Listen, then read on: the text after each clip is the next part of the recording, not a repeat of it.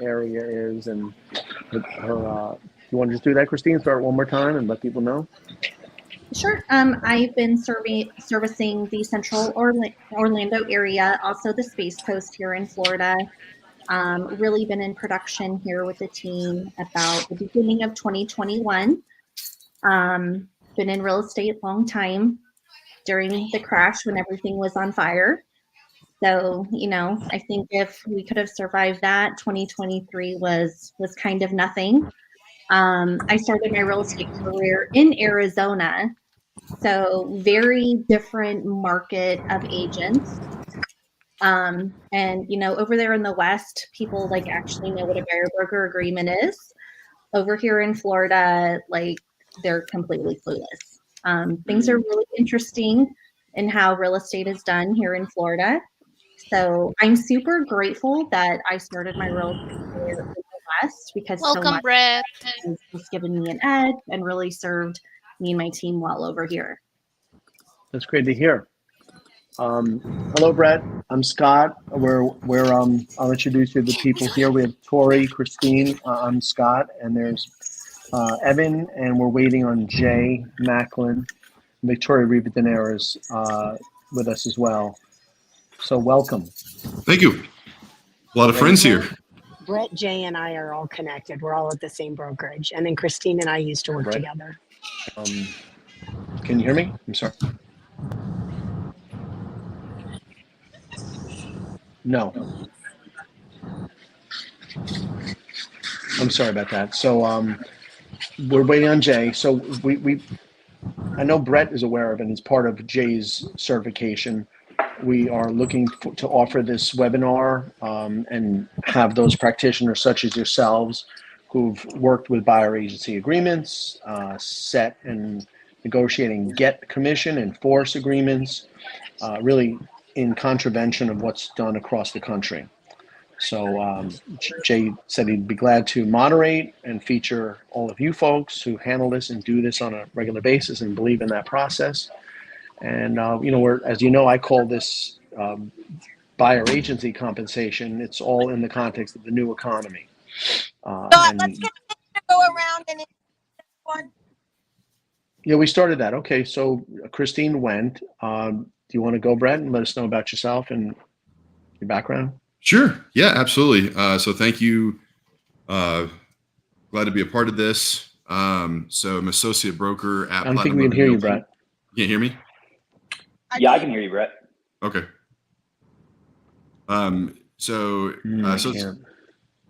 Associate broker at Platinum Living Realty, and Sophie, I cannot hear Brett. If you could hear me. We can hear. Okay, I'm missing out on Brett. I can't hear. So I've been with Jay 4 years, and we've been talking about this for a couple of years in Arizona and California. And so really looking forward to, we've been wanting to do something more national. And so Jay's kept me up to date with the work with Scott. And so really looking forward to this next week. Very good. Thank you, Brett. Okay. Absolutely. I'm a bit of a loss. I can't hear. Maybe I can hear Evan. Would you give that a try, Evan, and let us know more about you and where you are and your practice? Sure thing. Scott, can you hear me? All right, Scott. Looks like... Scott, can you hear Evan? I did not hear Evan. I can hear Sophie and Victoria. Could you try going out and coming back in? Maybe that will. Thank you.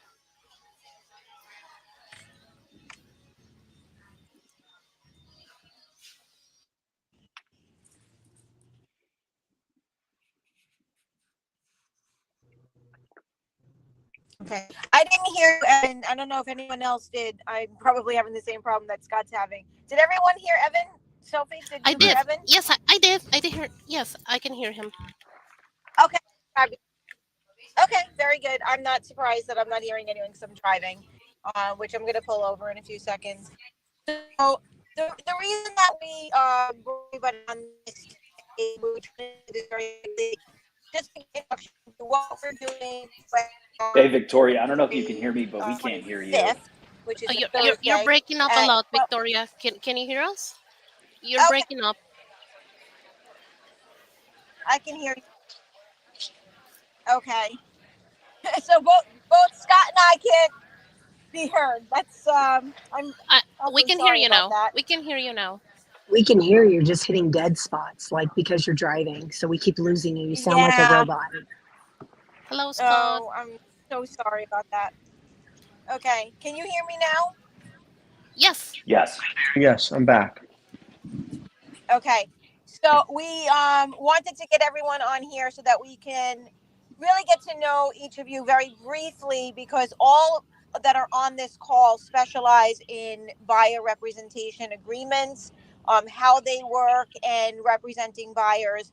And with a lot of the changes that are coming about, you know, this is something that is a very hot topic. So we really wanted to get the best of who is doing this, then, and it's working successfully, and just kind of share what you're doing.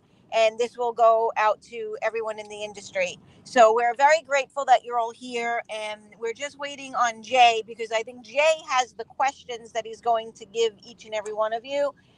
Everyone's going to be given 2 questions for the panel. We'll give you the questions so that you're prepared for next Thursday, but we're not giving the answers. So the answers are up to you, but we certainly want you to be prepared. There's nothing like getting on a panel and then having a question thrown at you and then later saying, oh, I wish I would have said this, right? Because we definitely are all specializing in this topic, and we have a lot to offer. So we really want you to answer the questions from your perspective and from your experience. So until we wait for Jay, does anyone have any questions? Yeah, Victoria, is there an answer key? You are the answers. Hmm. Yeah, Scott, we can you hear us don't now? want to Okay. provide the answers for you. You know, again, the peers that are in the industry, they want to hear from agents and brokers that are working successfully with buyer agency agreements and buyer representation and getting compensation, whether it is to fill the difference of what is being offered in an agreement on the listing side, or if you're actually not even interested in the listing side and you're doing this 100%.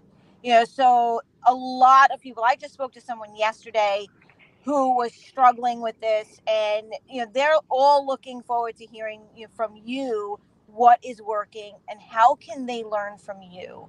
You know, so we are grateful that you're sharing this information.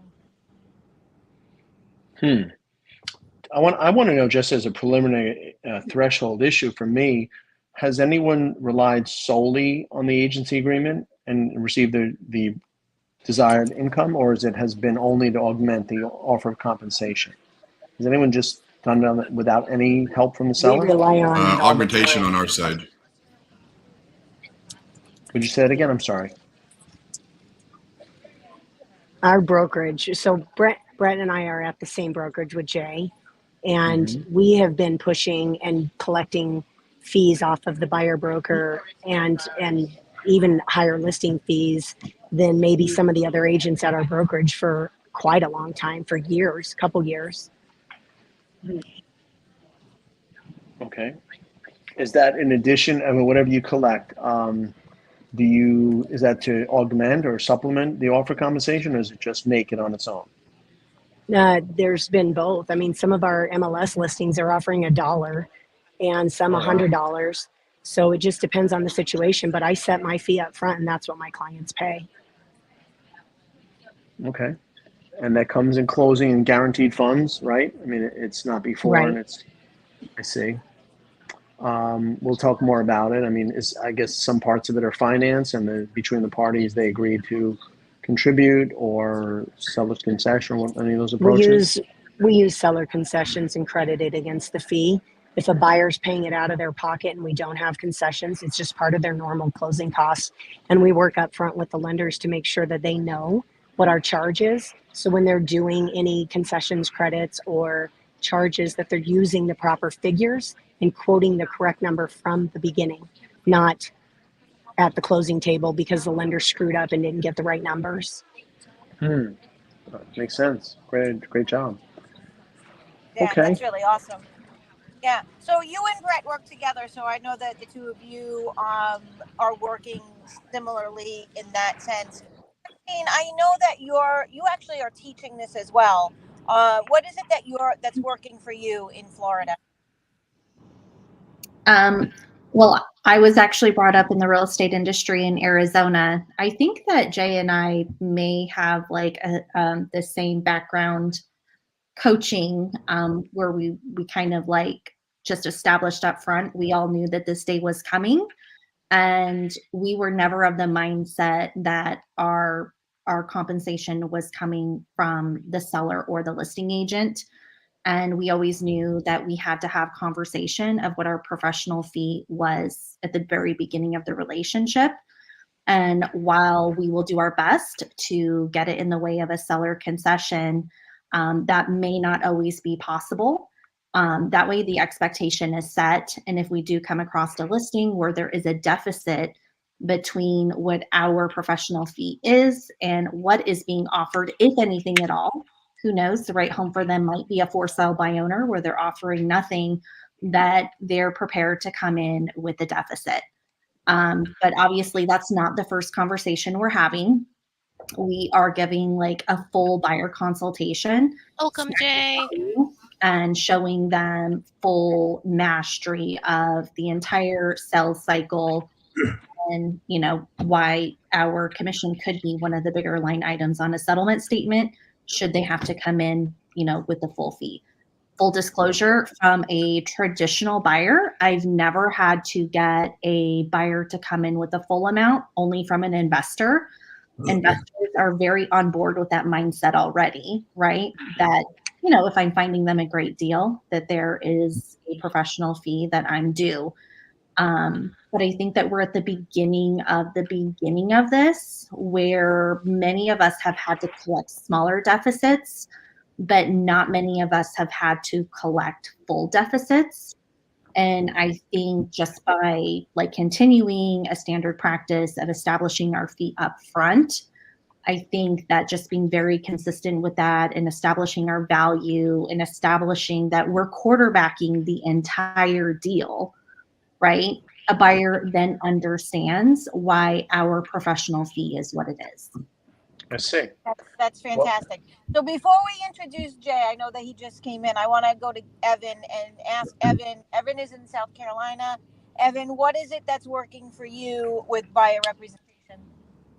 I would honestly almost echo exactly what Christine just shared. I worked with a team for a long time, and when I was trained back in 2015 on this was very much, I was actually a buyer, and that's how I was introduced to the team. And at the time, the rainmaker of the team.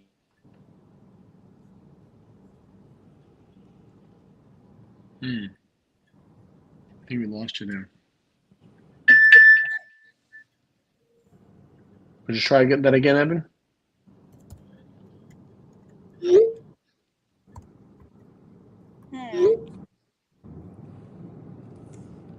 Evan, can you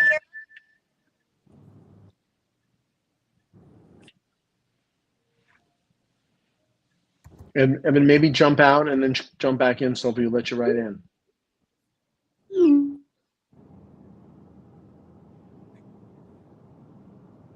Okay. Can everyone hear me? Yes. Okay, very good. Thank you. Okay, so we lost Evan there for a minute, but I think that he was saying that he pretty much mimics and echoes exactly what Christine said. He was just going to give us an example of that. We can read that when he comes back in. In the meantime, we have Jay, who is now with us. Jay will be the moderator for our webinar next week. Jay has a long history of teaching, training, running a brokerage, and specializing in buyer representation and buyer compensation. So, Jay, we have this recorded, so we're going to send you the recording so that you know who each of the panelists are and what their background is and what they specialize in and how they are making this work. with the success that they have had. So rather than redoing the intros, you can just go ahead and listen to that. In the meantime, I want to turn it over to you so that you can ask any questions that will be pertinent to our webinar, and then maybe possibly provide the 2 questions for the panelists. Yeah, absolutely. Well, sorry about that. I had a little lunch meeting go a little longer than I had anticipated. So, of course, when the service needs to be fast and it's not, you're like, So anyway, yeah, so where should I start? So I didn't do 2 questions. I have 10 questions. I'm not going to ask everybody the same question necessarily. Maybe I will. I'm not really sure yet. I'm going to do that. But these are questions that are going to be very specific about the fears that agents have about collecting a fee. You know, I know Brett and I have been doing this for quite a while. Christine, I don't know necessarily. I think, are you still part of Jen Wayner's team? No. Okay. Her and I departed in end of 2020. I'm now in Orlando, Florida, and I have a small team here, but I was brought up through Craig Proctor. Yeah, so basically that's kind of how we learned how to do all this, and as you know, and so so yeah, it's not foreign to us. And then to your point too, I heard you say this, is that collecting a full delta is not what most agents do. In fact, most agents don't know how to collect any delta. So what we're going to focus on, the questions are really going to be more based on the fears that the agents have, because ultimately what we're trying to do is say, guys, there is a pathway for you to be very successful in a non-sharing commission world, right? So let's assume that the Merle case goes through and everything goes where fiduciary is a true financial fiduciary, which means buyer agents get paid from the buyers, seller agents get paid from the sellers, and there's illegal sharing of commission is going to happen. So if that's the case, that's kind of the path we're going to take on this, and which actually would be easier, because if the whole country is doing it, then it's just the norm, right? It becomes the norm and standard. So I think what we're trying to do in the questions is really just identify some of the fears that some of the agents have about asking for a fee. How do I set it up? Like, what's the presentation I have to have, or what's the value prop, or what's all these things that are going to be questioned, or, I as I mentioned before, is most agents are very, very afraid of talking about money. I think it's our American culture primarily. I think if you look at different cultures around the world, they don't have an issue with asking for money. They don't have an issue with negotiating. It's ingrained in them. We're not, hatched into this world, having to negotiate everything. So I think that's a fear of a lot of agents. They think that people just get up out of the chair and walk away. So we're going to ask these questions that are going to be very specific to the fears of the agents. So that way they know that the systems and the training and the stuff that we have is going to be relevant to their fears. They may not bring it up. They may not ask it. So I just thought, okay, and we can pick, we don't have to do all 10. I just was in my mind going, okay, here's a question and here's a question. I guarantee I've heard this before. And, I bring it up all the time to agents, and they're like, well, this is why I can't do it. Well, let's bring that up. So anyway, so that's kind of where we are with that. So if you guys want, I will go through the questions. In fact, I don't know that I have specific questions for anybody other than these are just really, really good questions, and we can all decide which ones we want to tackle. I don't want to, if you can't answer it, I don't want to stump you. I don't want you to be put on the spot. Certainly, I want to make sure you guys are comfortable with this. And in fact, you probably wouldn't get stumped because you wouldn't be on the panel if you couldn't answer it anyway. So, so let me just go down the list real quick of some of the questions I'm going to ask, and then you guys, I'll read the question, and you guys are like, yeah, I like that. No, I don't like that. That could be a good, thought. I mean, I think that's the best thing to do at this point. That way we can narrow it down to 2 or 3 or 4. But these are the questions that I came up with. Number 1 is, what steps did you take in your business to guarantee your fee from your buyers? Right. So that is a more of a broad statement, a broad question. And you can bring up anything. You can bring up, hey, I saw the writing on the wall. The compression of commissions was, always something that we watched, and basically just decided that it made sense for me, however you want to word it, right? Whatever that makes sense. It's pretty open.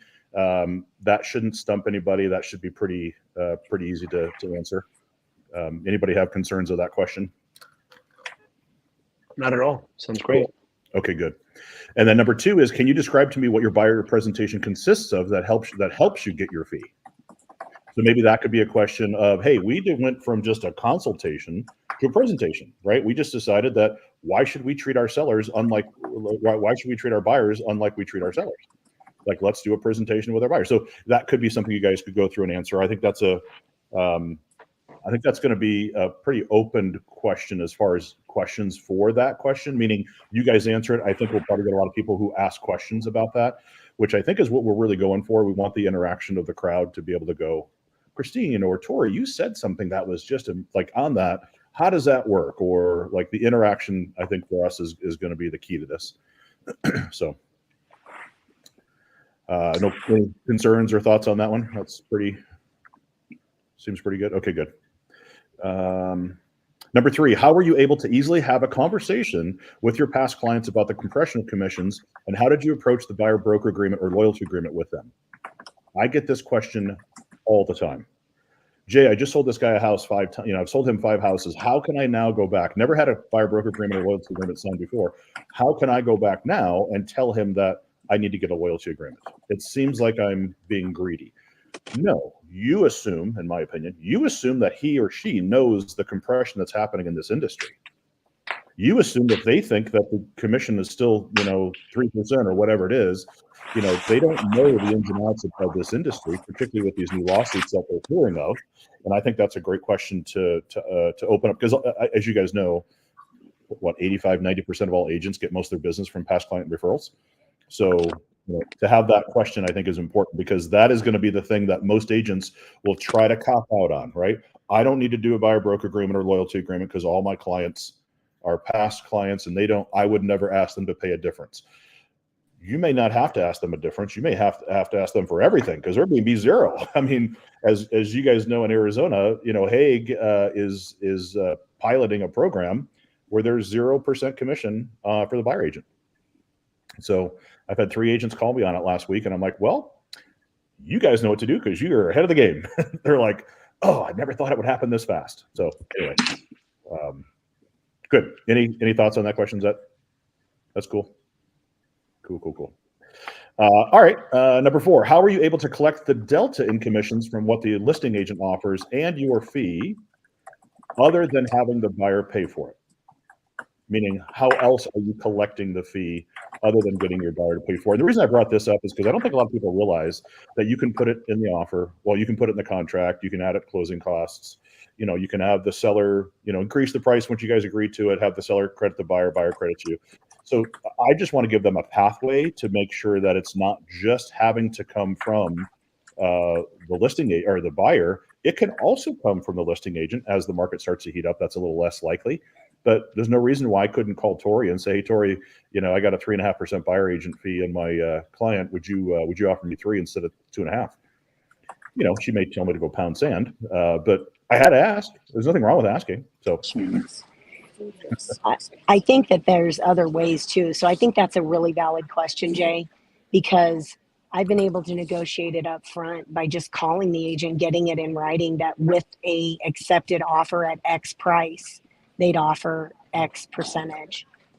So I think that's a really valid question, because people, when you start talking about this, I think people get so one-sided in thinking this is the only way.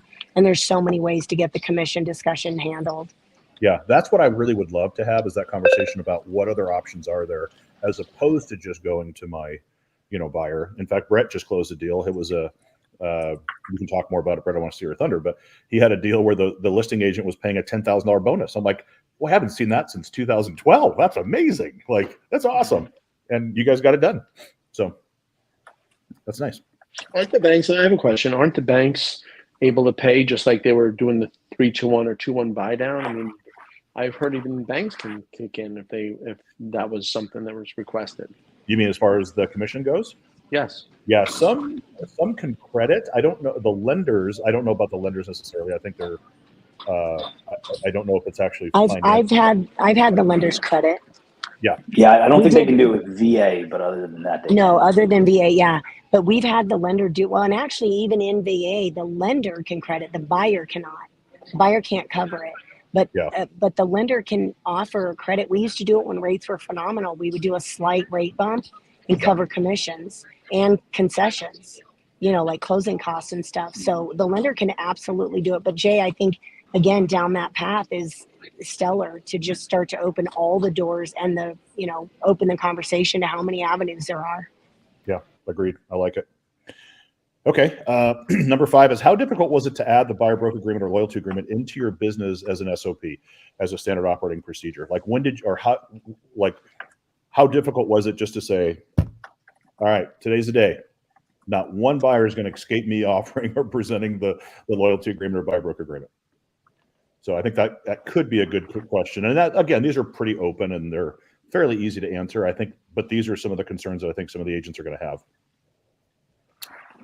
And then number 6 was, what concerns did you have before learning how to set, negotiate, and collect your commission with a buyer? So again, everybody has concerns, right? So everybody's got their fears about, never had to do it. I don't like talking about money. I don't feel like I feel greedy if I have to ask my buyer to pay a fee. Do you think a plumber feels greedy to ask to pay a fee? Like, no. It's the only industry in the world that we don't ask to pay a fee. It's weird. Anyway. Okay, so number 7 is, why do most agents not treat their buyers like sellers? I think we might have to combine that with the other one, because I think it kind of, it's a great question to ask, and I think it's more of a mind opener to go, yeah, that makes total sense. Like, why we go to a listing presentation, we have a contract, we have our fee in there. Why do we not do that with buyers? And I think that's maybe just more of an aha moment for people. So. Okay, number 8 is, at what point in the buyer presentation do you present the buyer broker agreement or loyalty agreement? Because I want them to know that that's when it has to be presented. You're not sending the docs and the title after everything's signed and, oh, by the way, here's my loyalty agreement that the clients didn't know about. That's never going to go over well. Like an ABA. Cool. Anybody thoughts on that? Before we start showing properties.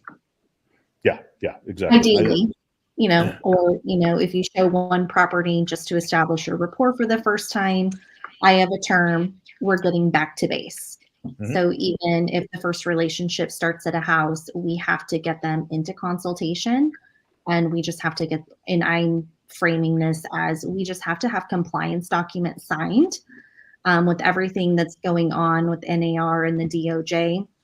I can't imagine any buyer doesn't want to work with an agent who doesn't take compliance seriously. Yep. So we're just framing these docs as compliance docs. Cool. I like it. Okay. Let me answer this. I have a question. Could then, a buyer say, well, I wasn't aware that I was making myself liable for a payment for a fee. It's compliance is like a disclosure in their mind. When you're talking about a buyer agency, that their loyalty is one thing, it's a personal trait, but now they're liable for a certain sum. What's the question? My question is, could that be a shock to someone when their realtor is showing them, or you showing them what is needed to come to the closing, like the remainder of the down payment, the closing costs, and then they get some sticker shock and say, whoa, on that $400,000, I didn't know I'm paying $12,000. Yeah. I don't, but Christine, we have the same practice coming, but I don't think she doesn't disclose what the fees are. She's just calling the general paperwork disclosure documents and then going over them and defining what the fees are, what the value is, what the services are, and what's the expectation on both parties. Am I correct, Christine? That's exactly. We're having a transparency conversation, which is exactly the reason the entire country is in an uproar, is because buyers feel like the process was not transparent and sellers feel like the process wasn't transparent. So there's a number of things that we have to be transparent on. One of them just happens to be how we get paid. That's all. Cool. Makes sense. All right, number 9. What's the one thing you would advise agents to do when presenting the buyer broker agreement or loyalty agreement for the first time? That's another fear. Like, what's the one thing you guys would say, hey, when you go to present this is the biggest thing for me that helped. I think that would be, and whatever that is, I think that will help a bit ease their fears or ease their concerns about, having to do it, or running their business like a business, I guess is the answer. Okay. Number 10 last one was, what changes do you think will take effect in the real estate commission world after all the lawsuits are finished? And again, if you guys don't know that, or if you don't want to, you don't have to, but I think we all have our opinions. So that's kind of just a. Let's end on a note that isn't. We're now having to get our prepping prepper sheet ready because of either nuclear war or civil war. I don't want to go that far. I just wanted to see what your guys' thoughts were on it. So. Cool. Any of those? And I don't know. I mean, Scott, Victoria, what do you guys? I mean, I'm thinking, this panel is going to be. How long is this process going to be? Because I could ask all 10 questions. I mean, I think all of these are pretty good, and I'll send them over to you so you have them. But I'm just wondering if we ask 10 and then maybe each one of you guys take one, and then we just kind of rotate. I don't know. Sure. What do you think the best? That makes sense. And maybe Jay can disseminate these questions to who he thinks. I mean, with some kind of discretion, who could answer them and who may want to answer them. So organically see how that goes. It doesn't mean that. I mean, I think. What are your thoughts on maybe someone saying like Christine goes, "Oh yeah, I'd like to respond." I mean, kind of a little bit of, I don't want to say point counterpoint, but someone can add to one of the responses. Yeah. I mean, I know Brett and Tori really well, so I know exactly what they're going to answer and how they're going to answer. And I assume, Christine, if you have worked in the Proctor system and under Jen and with I probably the same. And Evan, I don't know if we've ever met. I don't know. I assume you are up to speed on just as much as we are on that. So if you guys if you guys felt uncomfortable with any of those questions, just let me know. But yeah, I don't think a point counterpoint's a bad thing. But I might say. Hey, Brett, I got a question. Here's a question that I think we get a lot of. And then maybe one of you guys, if you guys have a really good different answer, that would be cool to say, I'd love to throw something in there. To me, that organic conversation is so much more fun. It's going to happen. And there could be some anecdotes, some matter of practice that occurred, maybe a small story to supplement that point. Maybe it's full agreement. I doubt there's going to be much disagreement, but maybe more of an illustration. I may ask him and say, what are your thoughts on this? Okay. Well, we'll probably get a better answer than some of the people I know. What's that kid on Facebook? That little boy in the back seat, he's like, oh, bullshit. But yeah, that's exciting. I mean, I think how long should the whole thing be? I mean, organically, 45 minutes to an hour, 35 to 50 minutes, something like that. Yeah, I think it'll be a good side of an hour. I mean, I think good. These 10 questions, the conversations. Yeah, I don't see it being less than an hour personally, but. I think on your audience size and how much Q&A you're going to do, it could run straight at the end. Is it your understanding, Jay, that it's going to be Q&A from the audience, or is it really just speaking at people? Well, good point. I think what Victoria had mentioned before is that we populate the questions. We go through do our intro, right? Do the intro, have a little bit of an edification process, like why do you need to listen to us?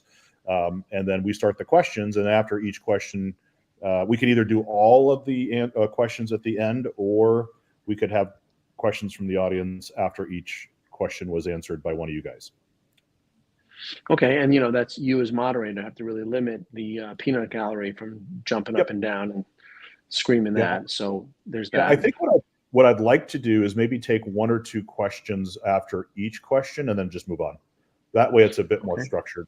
We may have a little bit longer on one than the other, but for the most part, we have a good question. And if we go back, what I'd like to do is as we go back and we didn't answer one of those questions, we can follow up and either communicate with them offline and answer their questions, because I don't want questions to go unanswered.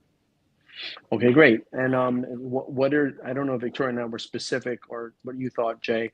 I know I'm going to go crazy with the graphic and the link to the webinar. I mean, is everyone? I don't want to burden anyone, but does everyone think that that's the natural next step, is to go crazy and put this out there on your social media accounts, or even direct message people, or even tell the people you may be interested. Hey, check this out on this webinar. If you can get us postable links, like just send out to the group, like the flyer and stuff like that. I've got a social media team that will handle that, and I'll blast it a bunch. So we can target audience, other agents and such. But if you can get us something that is usable and easy. She will now. Perfect. Yeah, because right now we only have a week's time, and it's a little tight. traditionally. Okay, we have, I think each of us have our own influence and our own people who are supporting us. I'm going to go crazy with lenders as well, because lenders, I think, are the conduit to realtors based on their own self-interest, and they really want to be part of the process instead of begging and bugging for coffee. So that's okay. Well, I mean, Sophie will certainly equip everyone, and if everyone thinks about inviting personally 20, 50, I don't know, in addition to social media accounts. So I mean, that should be fun, and a good opportunities for each of us to gain more exposure to that crowd and to learn more about each other, because this is the first webinar of many. There's much more to go, and this. I just as an anecdote, I read last night 54 pages of the most recent complaint, and I've read many complaints before, and what struck me is this is just boilerplate. They're changing the names to protect not the innocent, the guilty, because they change in every case, but it is boilerplate. It is the same derogatory language, the same accusations, allegations. They're using all the buzzwords. I mean, they are truly copycats and change. That's all. And you know what? They're all conforming to the statute and each individual state guidelines. So I give it a study, and I think that's really where we come in and let people know that you have a problem and here's why. And this is a solution to make people aware. Okay. Yep. I agree. I can email you guys all these questions too, just so you have them, just so you're, comfortable with everything. I just don't have, obviously I have Brett Santori's, but Christina, I don't have yours or Evan's. So You want me to drop it into the chat for you, Jay?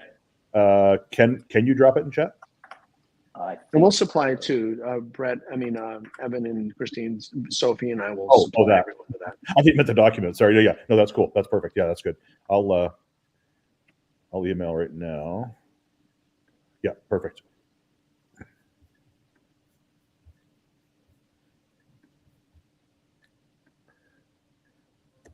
So, Christine, you went from hot Arizona to humid Florida. Actually, cold. I miss Florida. the dry Freezing, heat. yeah. I will. I bet you do. It's been a long time since I had a good hair day. Oh man, I don't know. I like Florida, but too many damn bugs and storms. It was funny. I was watching something, and they were saying something about there's one state in the union that never has a severe weather warning system, and I'm like, Arizona. Let's see. I have a good friend of mine who has a house down there, and it's funny. It's in Fort Myers, and I'm like, okay, you're on the west side. She's like, every year we get hit with a Oh yeah, Something. they're right at the landing point of the hurricanes on that side. That's where Ian hit it, like a 4.9. Yeah, terrible. Yeah, they're still rebuilding. Yeah.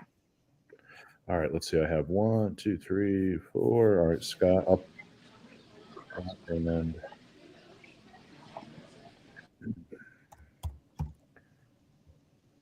Victoria.